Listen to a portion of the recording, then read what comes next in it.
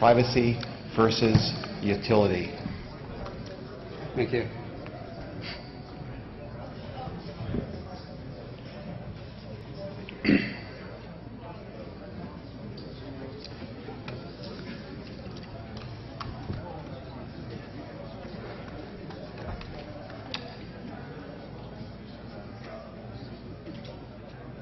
Yes, it works. Okay. Crap.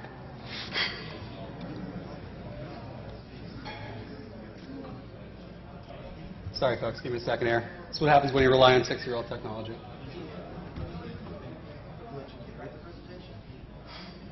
Hmm? You let your 6-year-old write the presentation?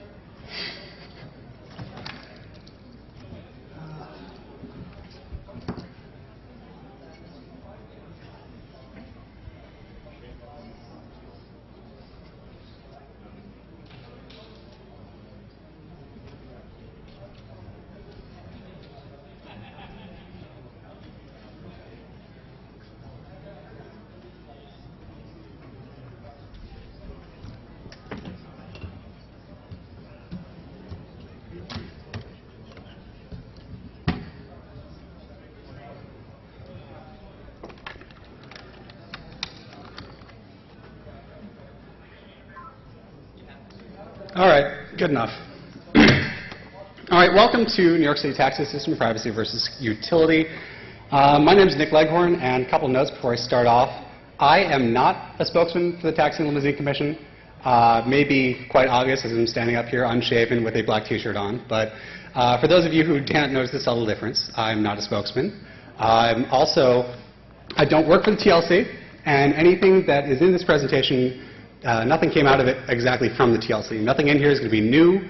It's all pulled from data that's already been presented in other medias, which is the only way they'd let me present it. So, without further ado, when you think of New York City, you think of 3 icons. You think, Statue of Liberty, Empire State Building, yellow taxi cab. Everyone also always wants, when they come to New York City, to take that one ride in a taxi cab, at least. And for a lot of people, it's the way they get to and from work. But nobody really thinks about how the taxi industry works. Nobody, gets in the cab and wonders, oh, I wonder if this cabbie is making, how much money this guy's making per year, or how long he's working, or how long he's been in the country. Well, you might worry about that one. So, this presentation is going to be an introduction to the taxi system. It's going to tell you a little bit of information about the taxis in general. It's going to tell you about the TPEP system, which is, cabbies refer to it as the GPS system. I'm going to talk about the issues that happen with pen and paper reporting, the solutions and concerns about the implementation, and what's going to come in the future. My qualifications, or why you should care who I am. I'm in the process of finishing up a 2-month internship at the Taxi and Limousine Commission, where I was working with the data coming from the system, but I wasn't actually working on the system. All my research, notes, etc., comes from external sources. Like I said, I did original research in the field. That stack of papers, the first day when you walk into the Taxi and Limousine Commission, when you're a new employee, they hand you this stack of papers. It's about 3 books, and those 2 manila envelopes contain 15, 20 articles in them, and you spend the entire first day reading it. No matter who you are, inspector through commissioner, you have to read the entire thing, and it took me all day. I'm a junior at the Pennsylvania State University, studying security and risk analysis. My concentration is in information and cybersecurity. That's me. So a taxi is just a taxi, right? You hop into a taxi, hold your hand out, one comes, picks you up, that's it. You off you go. Actually, in New York City, there are a bunch of different classifications for taxis. The one you might know best is the yellow cab. The yellow cab is heavily regulated by TLC and NYC because it is the main method of transportation for many people in the city. TLC regulates a whole bunch of things, which we'll get into later. You can pay cash or credit for your ride.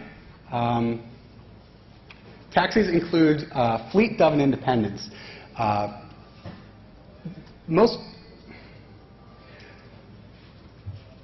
The fleet the different ways that cabbies get to drive the taxis, that they get paid, is that they either own the cab themselves, rent the cab, or they drive someone else's cab for a while. The fleet cabs are basically what you think of. They go, they walk in, they slap $100 on the table, and the guy gives them a taxi and a medallion.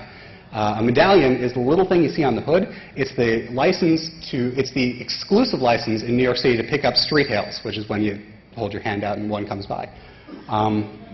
So that's where you go in, and the fleet gives you a taxi. All these cabbies operate as independent contractors. They aren't tied to a specific base for the most part. They are free to float around wherever they want.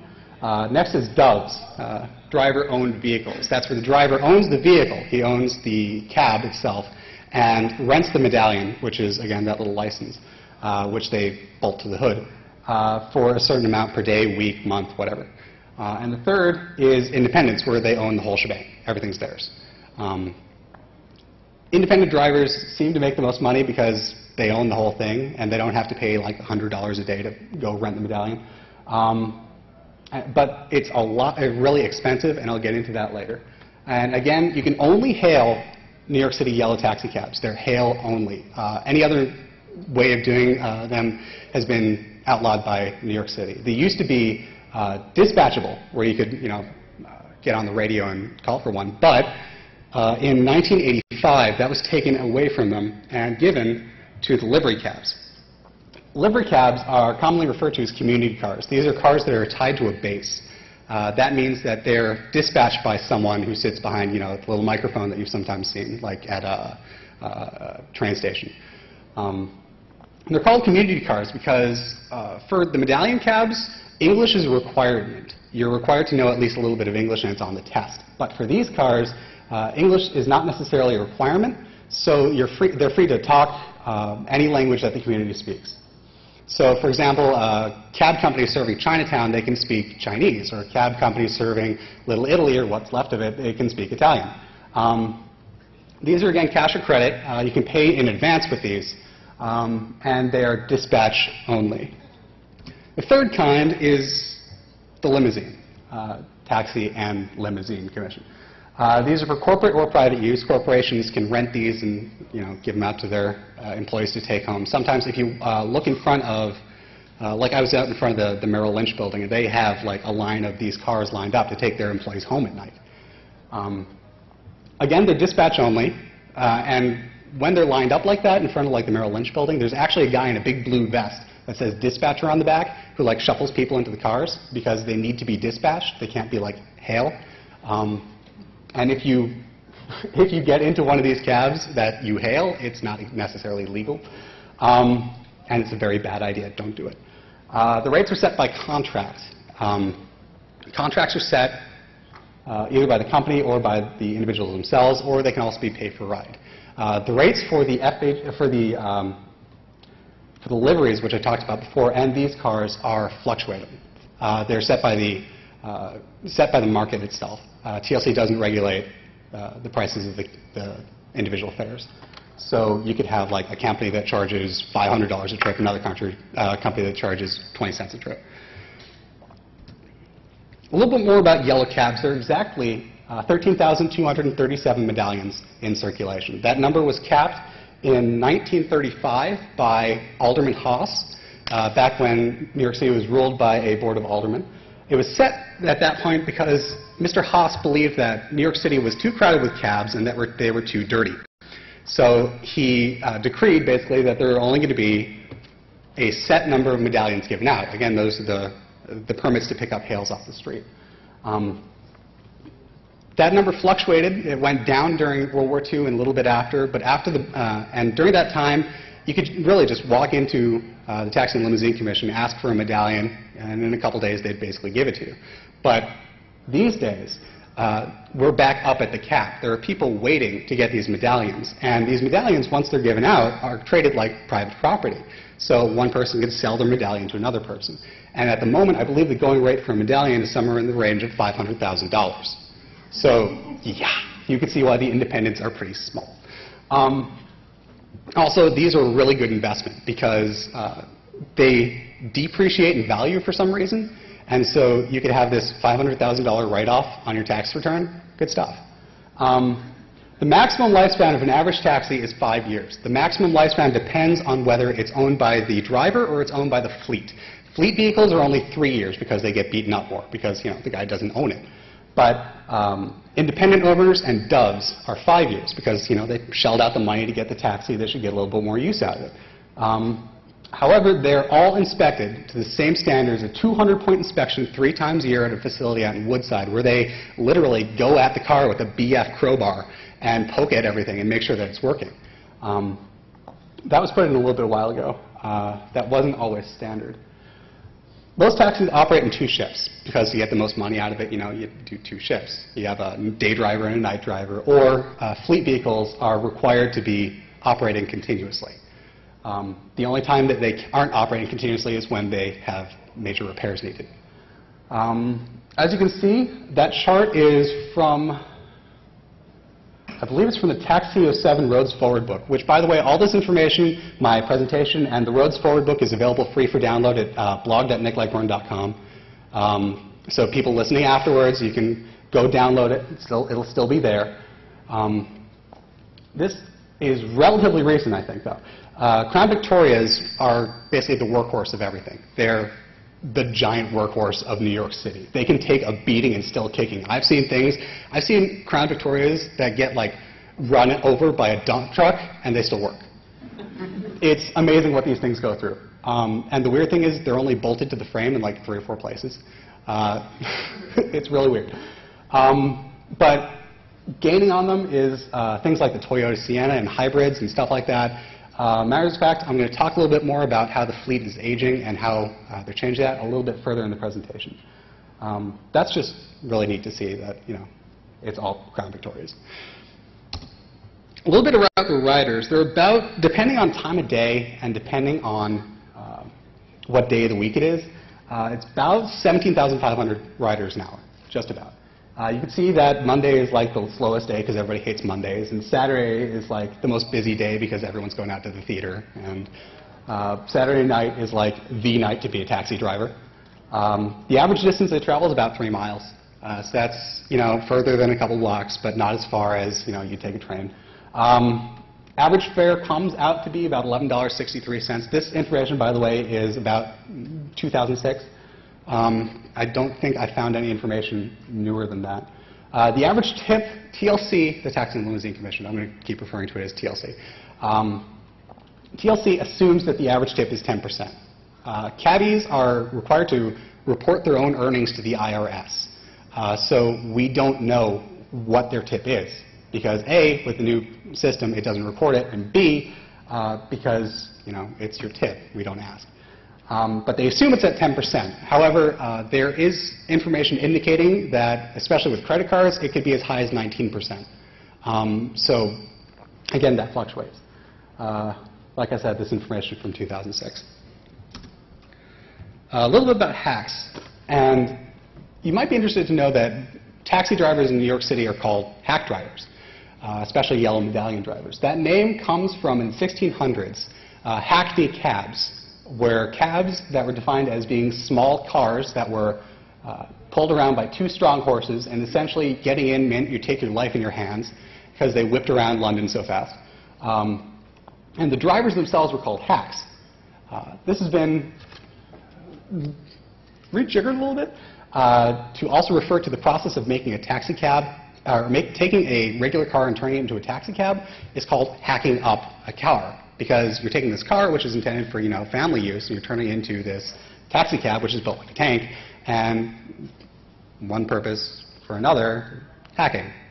50% of the 97% of the drivers are male. That chart, by the way, is again from Taxi 07 Roads Forward, which is again available for download, and that includes also FHV drivers for hire vehicle drivers, all drivers essentially. That's based on a small sample that we did. We don't, Taxi and Limousine Commission, I'm sorry, doesn't ask people for their country of origin, but they did do a small survey, and that's what came back. 97% are male because this is the most dangerous job in New York City. Even liquor store owners don't want to do this. Because according to the Hispanic Drivers Association, I believe it is, like some ridiculous number like 75% of all drivers have been the victim of a crime in their taxi cab. 50% have driven 5 or more years, which seems to indicate that while they do drive for a long-ish time, they don't necessarily drive for their entire career, so they do go on to other things. The average age is about 45, and you couple that with the driving for about 5 years and the country of origin of most people, and it seems that it's people who have come to this country for, say, they are expecting a job in a manufacturing place, and then they either are laid off or don't get that job, and then they go be a taxi driver instead because it's good work. So it seems like that's the way it's going. They work about 9.5-hour shifts, stopping only for food and gas because you're renting this taxi cab essentially, and you've got to make that money up. You shell out the $100 or so before you get in the cab, and you've got to make it up as fast as you can to get to that pure profit. And again, the majority of these people, these taxi drivers, are immigrants. And now for the interesting part, after I've bored you to death with that. So there were a couple of problems with the pen and paper reporting system as it was back between 1935 when the Haas Ordinance went into place and 2006, I believe it is.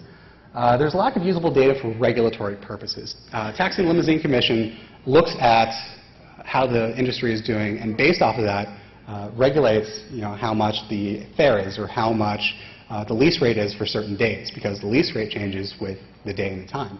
So like there are more cabbies on the road Saturday night than there are Monday morning. There was a lack of universal card payment system. It used to be a voluntary, like some cabs would put the payment in their car just to be nice, but now it's pretty much mandatory. And as of sometime this year, it's going to be roughly 100% penetration into the cabs with credit card systems. Riders wanted to watch their progress. You've got these out-of-towners coming in, and they don't know that they're being taken for a ride somewhere. Like they're circling Central Park 5 times before they drop them off somewhere. So they wanted to make sure that they weren't, spending their money unnecessarily. So they wanted to see where they were on a GPS real-time map. And the back seat isn't really pretty. It's not something to look at. You got the big partition in front of you with the black bar and then the semi-clear glass, which may or may not be smeared with something. And, you're trying to look out the window the entire time, and if it's raining, it's miserable. And so you want something to look at. So this is what one cab driver came up as a solution. This was back before the system went into effect, and basically all his stickers fell off. All the information was in stickers on the inside of the partition, and his stickers fell off. So he made the sign, which, please, if you could have the money ready after paying, step out of the car on the curbside, thank you, driver, door. And says all the information. This would have been replaced as soon as he got to the inspection facility in Woodside, because they'd be like, no. But for the time being, it was relatively effective, and information that wasn't available generally on the stickers. Trip sheets. I can't read that, and I don't know anyone who can. This used to be the way of keeping track of taxis. Taxi drivers had to write down where they started, where they ended, how much they paid, and what time it was on these sheets, and keep them with them in their cab at all times. So that, like, someone ran over someone's foot in Times Square, they know which cab did it. The problem is that it's illegible. I don't know if you can see that, but it's completely illegible. I've heard stories of taxi drivers like mocking up one, just scribbling on it, and leaving the times blank, so that if they ran over that foot, they could just make them somewhere else at that time. This is also what Taxi and Limousine Commission sends to the IRS when they audit someone, which happens a lot, apparently. And the IRS gets to have fun with it, so it's not really that good for keeping track of A, how the taxis are doing, and B, what's going on. All the information, by the way, all the private information is on the back, and it says somewhere on it, I forget where, please use pen only, because pencil was being used a lot, and that's bad. So the solution is the TPEP system, the Technology Passenger Enhancements Project, called affectionately by the drivers the GPS system, or the main component. That shown there is, that's the display version they have of it. That's at the Woodside facility. It's like right when you walk in off the inspection line. I took that one because I thought it was pretty cool. But it just shows you, all the parts, all the technology that goes into the cab to make it a taxi. So, what is it? You've got the PIM, which is the Passenger Information Monitor. That's going to have all your important information, which is updated daily or hourly, depending on which service the cab uses. It'll either have, some cabs have like Channel 7 News running in there, or Channel 4 News, or some cabs just have, advertisements in there. It uses real-time GPS positioning to figure out where you are and plot it on a map. And there are 3 different companies that supply these. There were a different 3, and then there were 4, and then there are 3 again because something happened to one of them. But there are basically 3 different companies that do this, and there are 3 different implementation styles. So as you drive in cabs, you'll see this.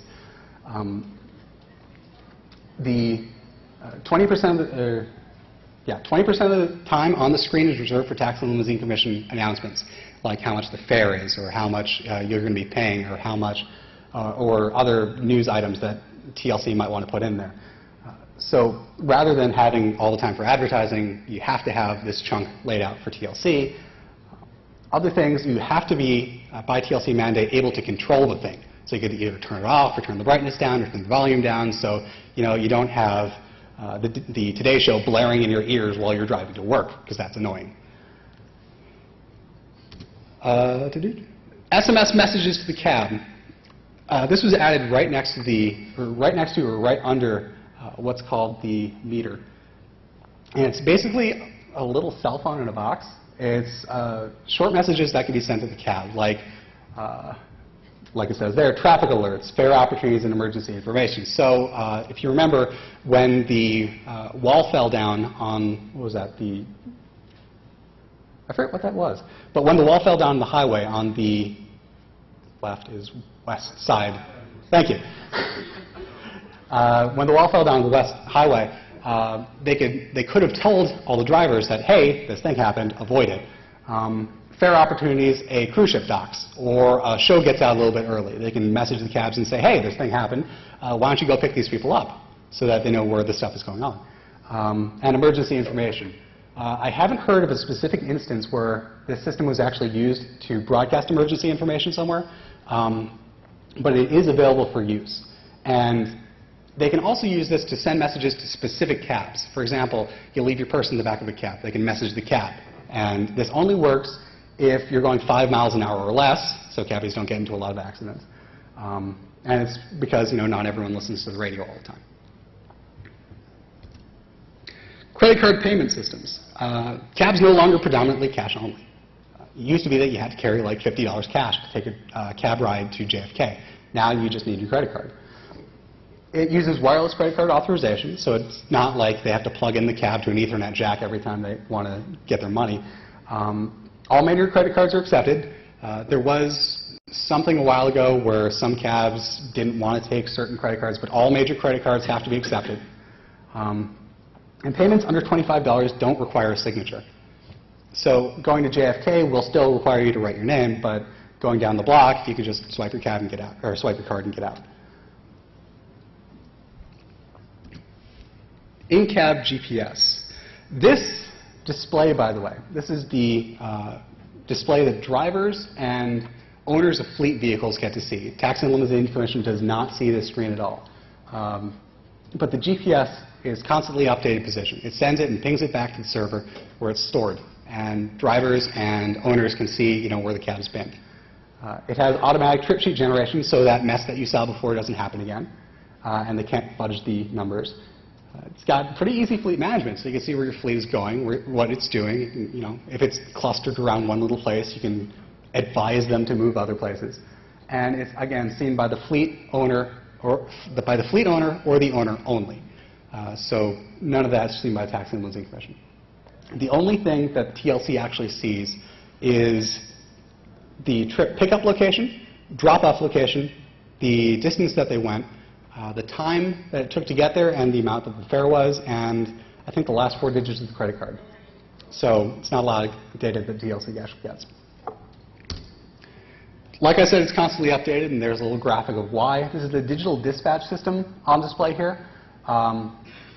Basically, there's a cell phone link to a set of servers that the company owns. There's 3 different companies, so 3 different servers, 3 different systems. And so it sends out data and pulls in data depending on what it needs, like if the entertainment's being updated or something. Or if a passenger gets out of the cab, it relays back all that information. And the drivers can then query that server and see, what their trip sheets look like, or the drivers or the owners can see, where the cabs have been. And GPS also gets in there. So what are the concerns about this? Well, wireless payment problems, you got a lot of dead spots. New York City isn't perfect. I was just, a couple blocks away and couldn't get a signal at all. So authorizations time out in a maximum of 25 seconds. If you're waiting more than 25 seconds, it'll just auto-authorize your card.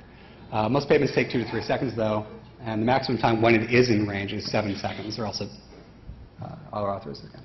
And then it just sits in a queue, and when it gets back in range, it auto-authorizes. But the thing is, if the card is fake and you swipe it through and it times out, the driver absorbs all that money. He takes the loss on that. So while it's a really good system and it works in a lot of places, there's still that opportunity, I guess, or there's still that possibility, that someone could do something malicious with this. But again, who's going to be directing someone to a known dead spot and then swiping their card to get out?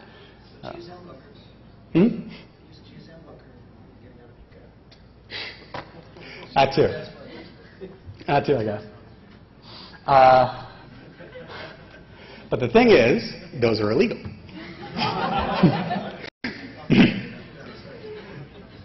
The card number storage and transmission. Card numbers are only stored stored on third-party servers. Those are the full card numbers, and that's in compliance with PCI standards. Everyone does that from 2600 all the way up to Kmart. Stores your credit cards somewhere in a database because they have to if they want to authorize them. Taxi and Limousine Commission only sees, again, the last 4 digits. Transmission is over a cell network, but it's illegal in the United States to listen to the cell phone frequencies, and the only equipment made for it doing that is like 20 years old. So it's hard to get at it. And also, when you're sniffing for this data, you have to remember that you're going to have like maybe 50 cabs in the vicinity. And in that vicinity, you're also going to have at least 2 people per cab because you got driver and passenger. And so that's already 1/3 of the data, only 1/3 of the data being actual cab data, so there's that signal to noise ratio. And then you've got the people walking around, and then you've got all the other stuff going on, so picking out the signal is very hard. Other concerns, the canyon effect is something that's used with GPS and satellite technology. It's where in New York City you've got a lot of tall buildings, so you can't always see all 3 GPS satellites. And I just saw this in the cab going over today. Like, we started off from Grand Central, and then we took a right into the building. What happens is that when it loses the signal, it continues going using the odometer on the path that it was going before. So if it made a right turn, then it'll keep going in that direction. So that's like when you get into the middle of New York Harbor and get dropped off, like happened to me once. But these things are required to be 95% accurate at minimum when they're working. And honestly, when you lose your signal, GPS signal, it's still going to report the distance, time, and other things accurately. It's just, you might have a weird drop-off location. So does having GPS mean that you're tracking drivers wherever they go? Again, by contract, GPS data is only collected at pickup and drop-off. All that data is sent to the third-party servers because if you think about it, these owners own the cab. They own the whole thing. So seeing where their property is an acceptable idea. Rental companies do this with their cars, and private citizens do this with their own cars as well. So it's not a new idea of having GPS tracking your property. And again, only the owners of that car and that GPS system can see it. Breadcrumbs every few seconds, but they're stored by the companies and dropped by the TLC. So you've got credit cards and GPS in the same database, does that mean you can track the citizens? The initial data collection and storage is handled by third parties, which means you've got 3 different servers that this stuff is residing on. It's not just one central server where all the information comes. So you've got that working for you, that you have a 1 in 3 chance of actually getting the information that you're looking for. Second thing is that a lot of people still pay in cash. So if someone takes a ride and pays in cash, it's not stored in the database, can't do it. And again, the last 4 digits are received by the TLC, so you can't track it through the TLC database. It's very difficult. Seeing as there's, like, again, 17,500 rides per hour, it's going to be, the math is pretty good that you're going to have multiples of the same last 4 digits. My slightly helpful network diagram. For those of you who haven't quite gotten it yet, it's that yellow tabs report to the system servers that their system belongs to. And then those system servers filter their results and send only the results that TLC requires to the TLC servers. TLC doesn't get any of that potentially hazardous data. It only gets the cleaned up version of the data. So why did the cabbies go on strike? It seems like, most of these things are mitigated. Only the owners get to see where they're going. You're not really tracking them all the time, or tracking them in a manner that can be harmful to them. You're tracking them by the owner. You're not reporting all that data to the TLC. You're not reporting all that data to a government agency. You're storing that on a third-party server. It's not so hazardous that you'd want to go on strike and lose like thousands of dollars a day. But the thing is, the main reason behind this, and this is my opinion here, the main reason behind this is money. These drivers report their own earnings to the IRS. Their earnings are being reported to a government server. They are concerned about this. Because before, where they could maybe underreport their earnings, now, if they're audited, it's all there in black and white. They don't like that. Also, the GPS system, I've heard this from cabbies, is about 5% of the total cost of the car. So when you're taking that into account, independent drivers and fleet drivers, or fleet owners rather, are taking a bigger hit on this than they would originally. But the good news is that the GPS system was implemented when a hefty increase in the taxi fare was put in place by one of the mayors, I forgot which. But he put a taxi increase in, and tacked onto that was that this GPS system would go in. So in theory, they shouldn't be losing really any money on this. But they still struck because they were afraid that all their data would be reported and that they'd be audited more easily, and then they'd start having to report all their earnings, and there'd go all that nice money. So what are the benefits to the customer, the driver, and the industry that would make us want to do this? What can we now do that would rationalize the even minute risks that we're taking? The first benefit is that the most obvious one. Lost items are not lost for long. If you look in the database of lost items, you see like cell phones, pocketbooks, things that are left in the back of the taxi cab that people call in and like, oh my God, I forgot this. I was just here. And now, back in the day, you couldn't look at like all the trip sheets in real time and figure out, oh, this cab was over here. You're obviously in this one. Let's call him. But now with the system in place, there's a method for you to call 311, and they get forwarded to TLC operators, and then they will take care of you, and you tell them, I went from here, and I got dropped off here, and here's the last 4 digits of my credit card, or here's the medallion number. That's beautiful. Always keep the receipt. Medallion numbers are great.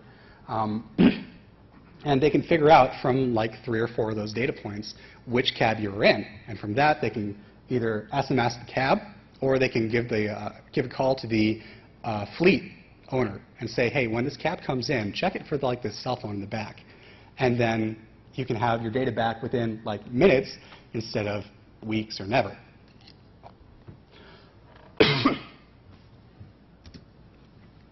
The other good thing we get from this is statistics. Statistics are always great when you have a regulatory agency regulating all the stuff that happens. The data that's available helps set the rate that cabs are leased at and the rate of fares. So if, for example, the TLC starts to see that cabbies are getting less money, that gas is increasing but fares aren't increasing with it, that certain times a day there's no cabs on the road, they can adjust the lease rate and adjust the fare rate to make it so that cabbies are doing better. Also, evaluating the implementation of different projects. For example, the fleet is shifting over to hybrids now. So they're tracking, does the hybrid cab do more business than an average cab? Does it get a better tip? Does it, make more trips? Does it go to certain places more? The other thing is also accessible dispatch is another one of the things that we're doing, or TLC is doing. The accessible dispatch program is where you call 311, ask the dispatcher, or ask the operator to send you the dispatcher. The dispatcher will dispatch an accessible medallion cab to come pick you up if you're in a wheelchair. And this is hopefully making New York City more accessible. It's still in alpha testing. You can't use it yet, but it's coming. And if if TLC sees good results from the accessible dispatch program, which will be borne out in the statistics, then they can go ahead and make changes to it or implement it. And also the effectiveness of incentives. They raise the lease rate. They raise the fare rate. How does that affect it? And if it affects it in a bad way, they can change it again. So the benefit that the average user and the owner and the fleet driver and the independent driver and the dubs gets from this more than outweighs, at least in my opinion, the possible risks of the system. The other projects that they're working on, they are working on, what time is it? Good, perfect. By October, all new cabs, again I said, cabs are phased out in 5-year implements, so the next phase of cabs that's going in, by October, 25 miles per gallon mandatory for all cabs. All new cabs bought will have to be 25 miles per gallon or better city mileage. The Crown Victoria gets, I think, it gets 16 on paper and about 11 on the books, or in real life. So it guzzles the gas. And this mandatory 25 miles per gallon, I was listening to the city council meeting, and a lot of the drivers are griping that, or a lot of the owners rather are griping because, there's not enough hybrids, they take too much to hack up, they're not as safe as the Crown Victoria, which again is a tank. But 25 miles per gallon, you're going to make up that saving saving gas, or make up that cost saving gas. It's going to be 30 miles per gallon next year, and starting in 2009, black cars, which you remember the limousines, are going to start following roughly the same schedule of implementation in regards to timeline, but starting in 2009. Like I said, the accessible dispatch program is going to start working again. It's still in alpha testing. They've got testers going out there, working on this stuff. I've heard good reports, so that's good. But it's something that's coming up that hopefully next time a foreign mayor comes to visit our city, he doesn't have to strap himself to the back of a taxi if he's in a wheelchair. And the taxi tomorrow.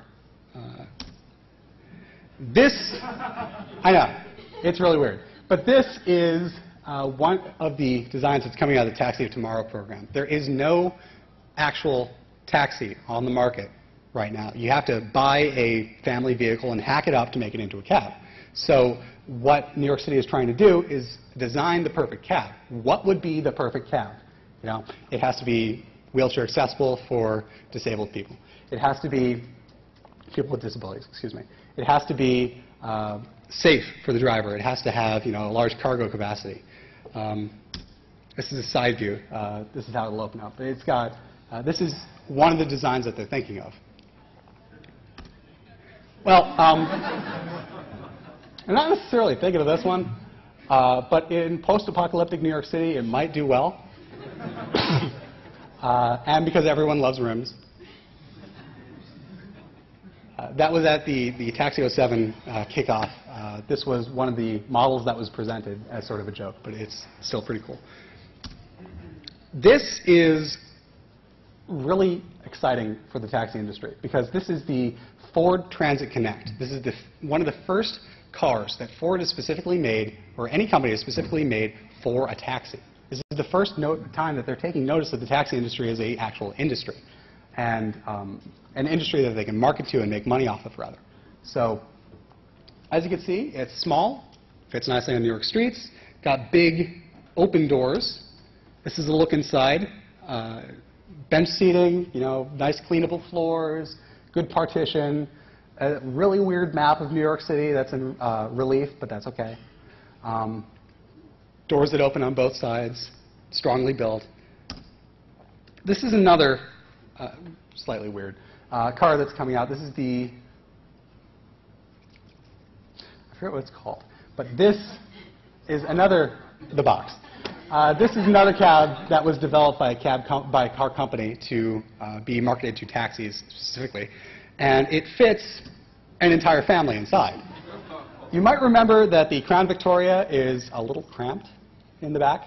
You can fit in 3-4 people, but there's a family inside of that one, which is exactly what you want, because you want space for people with disabilities to be able to get in there. You want people with strollers to be able to get in there. You want people with luggage to be able to take their luggage in there. And it fits them rather comfortably. So that's about it. Special thanks to TLC for letting me do this. Bear Stearns, because I was originally working for Bear Stearns this summer, which didn't work too well.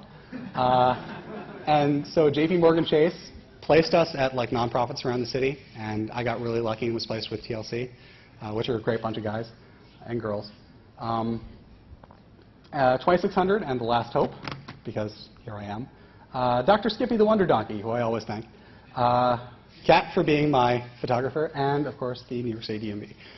Again, I am not a spokesman for the Taxi and Limousine Commission. Please do not take anything I've said at all as gospel. This can be completely wrong for all I know.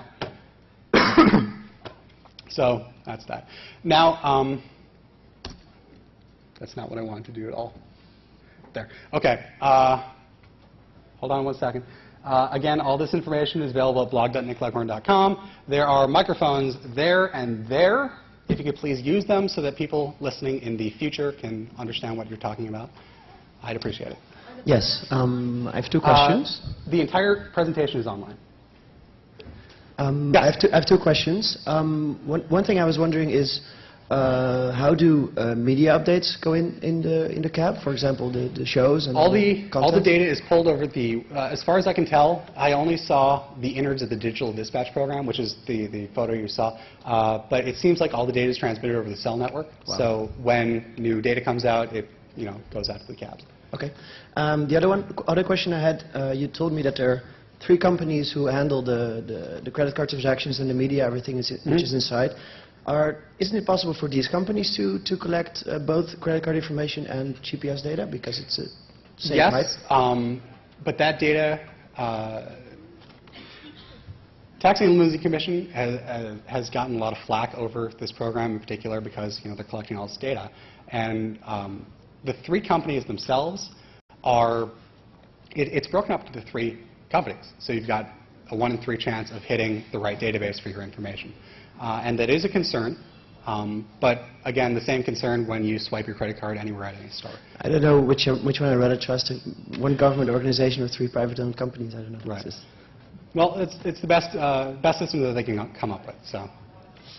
Excuse me, do you know the fastest way to disable that line? Because for number 1 is that there's no off button that you can, so it's always blaring at you. And second is, sometimes I would just like it to stay in Google Maps mode, and it always minimizes after 10 seconds and starts scrolling all these banner ads and everything. So is there any way to get rid of the ads? Well, at least either get rid of ads or just turn off the frequency. Depends on the system in use. Certain systems, I know, you just hit the maximize button and there it is for the rest of your trip. Some systems have the easy off button. Some you just have to lower the brightness and the volume to where it's off.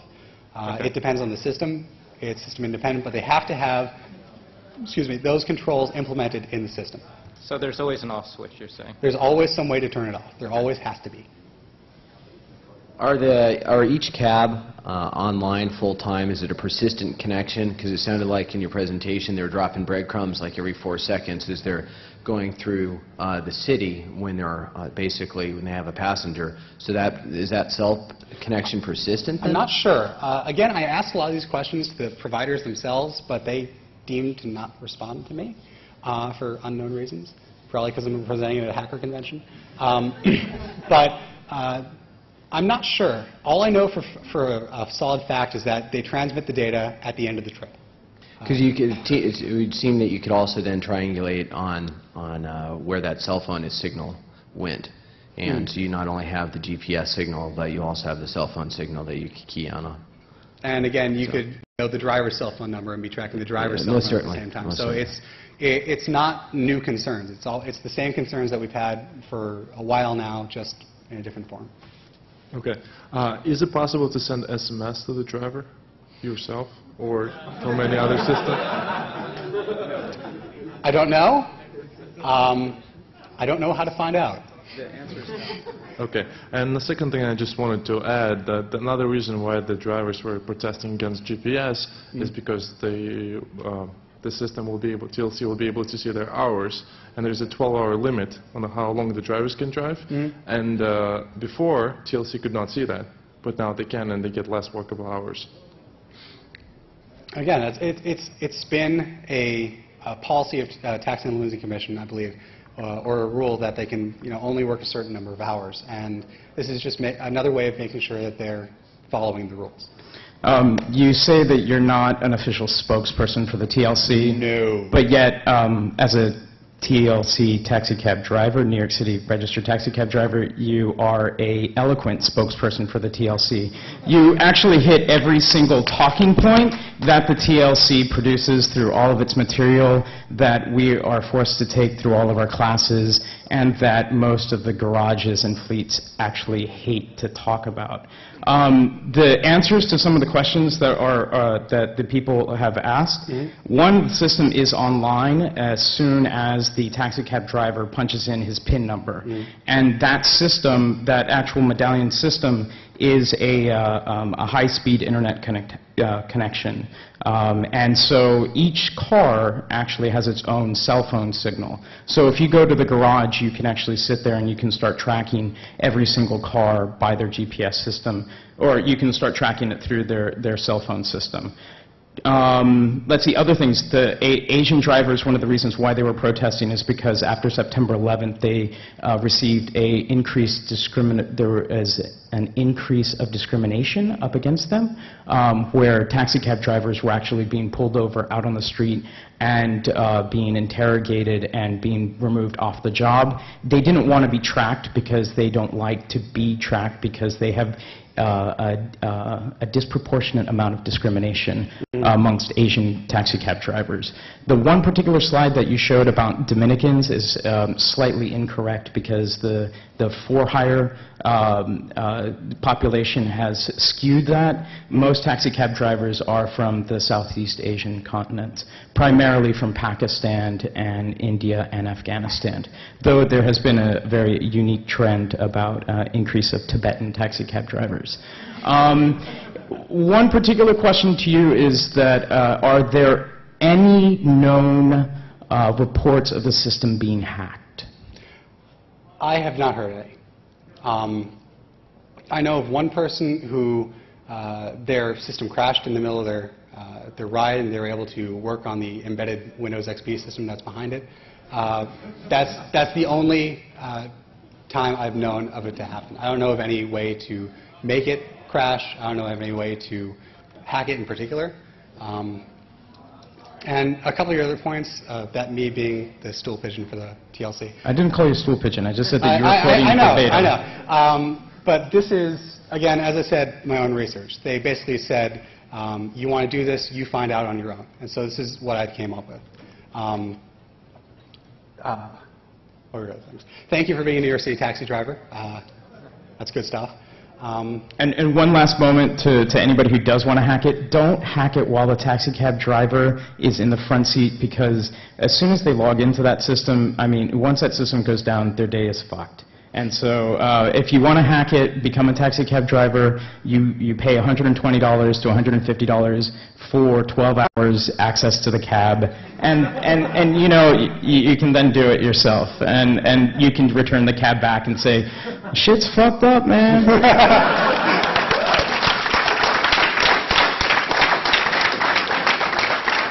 Thank you. I've been wondering over the last few years, 2 o'clock in the morning, cabs are going back and forth, with the price of gas. It just seems a logical step. So I'm wondering, is there any city that they actually do some sort of a free market That's system? something you have to talk to TLC about. Would they even, is that good or bad to them? I don't know. Okay. You'll have to talk to them about it because I'm only here for the TPAP system. Right. So, again, What do you think of that idea? I haven't given enough thought to have an opinion on it yet. Okay. I'll cogitate on that a bit and get back to you. All right, so this is a hacker conference, right? So if they're connected all the time, depending on which cell network they are, they could be going through some kind of proxy or concentrator, or in the case of some nameless evils, they could be directly connected to the internet, and say an Nmap scan would probably be really entertaining. Has this been, or I mean, has anybody tested this? It hasn't been hacked yet isn't really a very good response to it's secure. Yeah, I haven't seen any data on that. Can I get the IP range? No? I haven't seen any data on that. I don't. Again, I asked the systems for any information pertaining to this. I asked them about, what kind of pen testing did you do on this? What kind of systems are you running on the back of this? How secure is the system? And all I got was silence. So, I'd love to give you the answers, but I don't have them to give. I'm sorry. I do like the idea of running the taxi cab for the day. Anybody else free tomorrow? If you go to taxinyc.tv, it's my blog on how to become a taxi cab driver. And it's going to cost you $500 and pretty much take you a month to get the license. You need a livery license. My fees are a little bit more expensive. That's how to become a taxi driver. Because I thought the question would come up. Because, at the beginning of the summer, I'm a guy who likes a lot of licenses, so I figured, I'm not really working for the TLC. I'm a consultant working with the TLC. And, I figured, I might as well get my license while I'm here. So I upgraded myself to a Class E license, and I started the process. I've been too lazy to finish it. But it's relatively easy if you know the city to get a hack license. You just have to pay the money and take the test in the class. So.